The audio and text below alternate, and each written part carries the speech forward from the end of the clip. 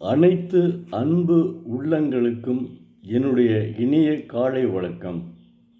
இன்று மீண்டும் திருக்குறள்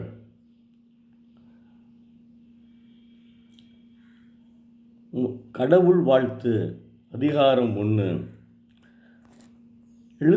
அகர முதல எழுத்தெல்லாம் ஆதி பகவன் முதற்றே உலகு. எழுத்துக்கள் எல்லாம் அகரத்தை அடிப்படையாக கொண்டது. அதுபோல உலகம் கடவுளை அடிப்படையாக கொண்டது. முதலிலே கடவுள் இருக்கின்றார் என்றுதான் சொல்கிறார். ஆனால் எந்த மதத்தையும் அவர் குறிப்பிடவில்லை. எனவே நாம் மதசார்பற்று விளங்குவோம். நன்றி, வணக்கம். இது மூவாவினுடைய உரை, வரதராசனுடைய உரை. நன்றி, வணக்கம்.